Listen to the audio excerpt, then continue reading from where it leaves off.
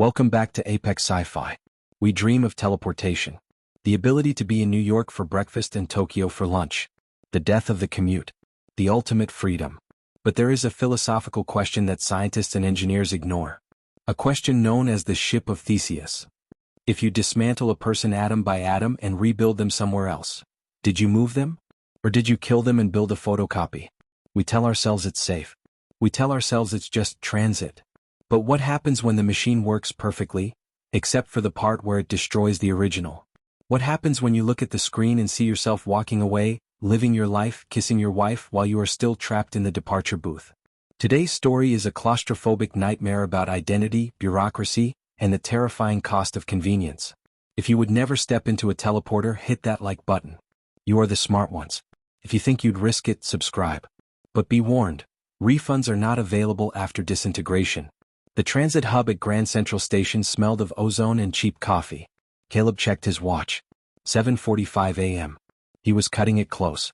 His meeting in London started at 8 a.m. New York time, which was 1 p.m. London time, and he still had to get through the queue. He shuffled forward in line, tapping his foot. Next, the automated voice droned. Teleportation, or jump tech as the marketing guys called it, had been commonplace for 20 years. It was safe. It was clean. It was instant. You stepped into the pod in New York, a laser scanned your molecular structure, deconstructed you into energy, and beamed that data to London, where a 3D bioprinter rebuilt you instantly. To the user, it felt like blinking. One moment you were in the US, the next you were in the UK. Nobody liked to talk about the deconstruction part. The part where the machine incinerated your body in New York to ensure there weren't two of you running around. It was just waste disposal. A necessary hygiene protocol. Next, the voice repeated. Caleb stepped up to booth 42. The technician was a young guy, maybe 25, wearing a blue uniform with a name tag that read, Gary. Gary looked bored. He was scrolling on his phone, barely looking at the console. Destination? Gary asked, popping gum. London. Canary Wharf Station, Caleb said, stepping into the glass cylinder. Standard cargo? Just me and my briefcase. All right. Stand on the mark. Close your eyes. Hold your breath. Flash in 3, 2, 1. Caleb closed his eyes. He heard the familiar hum of the capacitors charging. He felt the static electricity raise the hair on his arms. He waited for the flash. The sensation of weightlessness. The smell of London rain. Zzz.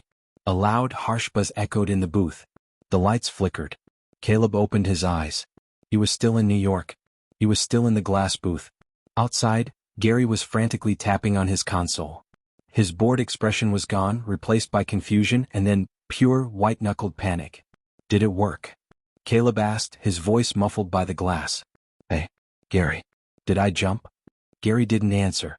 He was staring at his screen. Then he looked up at Caleb. Then back at the screen. He picked up the red phone on his desk. The emergency line. Control? This is booth 42. We have a code Gemini. I repeat, code Gemini. Caleb knocked on the glass. Hey. Let me out. The machine jammed, right? I'm gonna be late. Gary put the phone down. He looked at Caleb with a mixture of pity and terror. He pressed a button on the console, activating the intercom. Sir, Gary said, his voice trembling. Please remain calm. Do not attempt to exit the pod. The door is magnetically locked for your safety. Safety? Caleb laughed nervously. It's a malfunction. Just reboot it and let me jump. Sir, Gary swallowed hard. You already jumped. Caleb froze. What? The machine? Gary stammered. It sent the data. The printer in London received the packet. The reconstruction was successful. The subject has departed the arrival pad. Caleb stared at the technician. The words didn't make sense. What do you mean, the subject? I am the subject. I'm standing right here. Yes, Gary whispered. That's the problem. Caleb felt a cold knot form in his stomach. He looked at the monitor on Gary's desk, which was angled slightly towards the booth. It showed a live feed from London. In the feed, a man was walking out of a booth. He was wearing Caleb's gray suit. He was holding Caleb's briefcase. He checked his watch, looked relieved, and walked towards the exit. It was Caleb. That's me, Caleb whispered. That's me. The departure laser, Gary explained, reading the error log. It scanned you. It uploaded you. But the incinerator mechanism failed. It didn't fire. It didn't, Delete the original. Delete. Caleb's voice rose to a shout. You mean kill? You mean kill me? It's standard protocol. Gary yelled back, defensive now. Conservation of mass. One in, one out. We can't have duplicates walking around. It messes up the census. It messes up property rights. It's illegal. I don't care about the census. Caleb slammed his fist against the door. I am the real Caleb. That thing in London is a copy.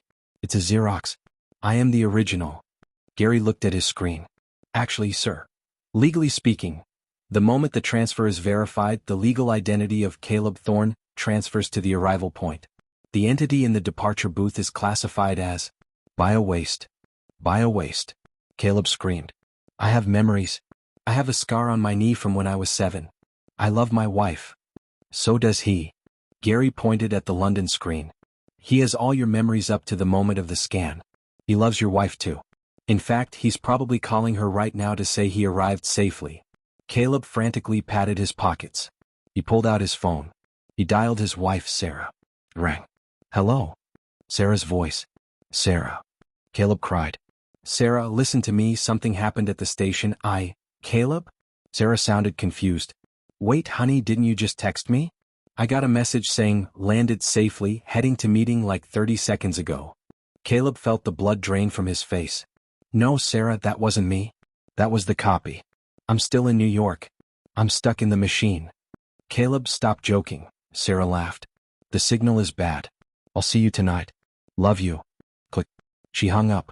Caleb dropped the phone. He took my life, Caleb whispered. He took my wife.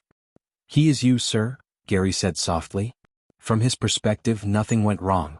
He stepped in, blinked, and stepped out. He's the happy version of you. And what am I? Caleb asked. The sad version? You are the redundancy, Gary said. And I have to follow the redundancy protocol. Gary opened a drawer under his desk. He pulled out a pistol. It wasn't a sleek sci-fi phaser.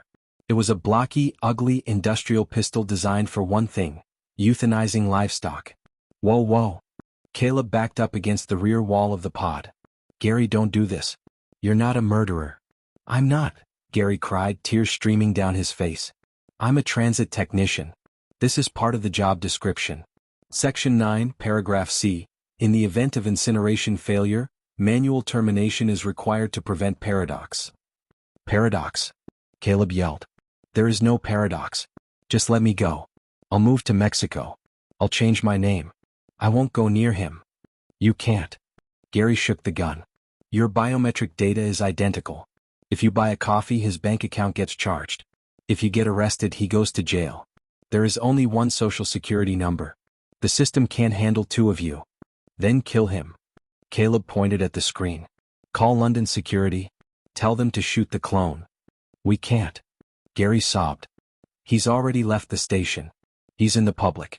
He has rights now. You are still in the booth. You are technically in transit limbo. You don't exist yet. Or anymore. The station manager's voice crackled over the intercom. Technician Gary. We are detecting a delay in booth 42. Queue is building up.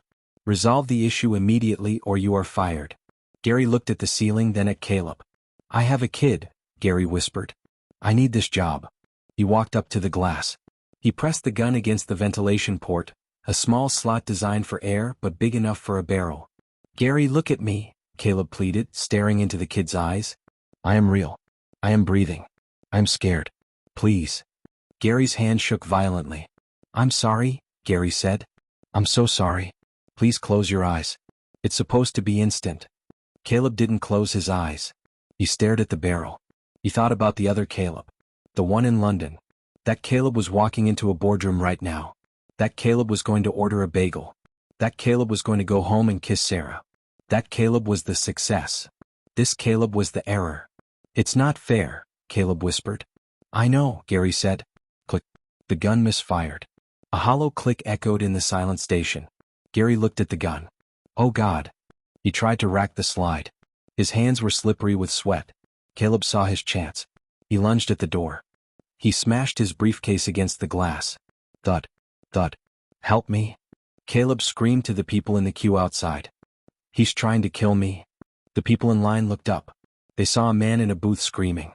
They saw a technician with a gun. Did they help? No. They checked their watches. They sighed. One woman shouted, "Hey! Hurry up. I have a flight to catch." They didn't see a murder. They saw a delay. They saw a broken vending machine that needed to be kicked. Gary racked the slide. He aimed again. "Don't make this harder," Gary begged. "I exist." Caleb screamed, tears running down his face. "I exist. I exist." Bang. The shot was deafening in the enclosed space. Caleb slumped against the glass. He slid down, leaving a red streak. The screaming stopped. Gary dropped the gun. He vomited onto the floor. The automated voice chimed. "Booth 42. Cycle complete. Cleaning cycle initiated." Jets of water sprayed inside the booth, washing the bio-waste down the drain. The glass turned opaque. 2 minutes later, the door opened. It was clean. It was empty. It smelled of lemon bleach. Gary wiped his mouth. He sat back in his chair. He looked numb. "Next," Gary whispered into the microphone. A woman stepped up. She stepped over the wet spot on the floor where Gary had been sick. She walked into booth 42. "Paris," she said, checking her phone. "And make it quick. I'm late for lunch." Gary looked at her. He looked at the gun on his desk. He shoved it back into the drawer. "Stand on the mark," Gary said, his voice hollow. "Close your eyes." She closed her eyes. She trusted the machine. She trusted that she would wake up in Paris. She didn't know that the machine didn't move people. It just copied them. And killed the originals. Usually. This has been Apex Sci-Fi. Every time you sleep, your consciousness breaks. Every time you wake up, a new version of you boots up. Are you the same person who went to bed last night? Or just the one who inherited the memories? If you are glad you are still the original version of yourself as far as you know, hit that like button. Comment below. If you met your clone, would you fight them or would you let them have your life? Subscribe. And avoid booth 42. Transmission ended.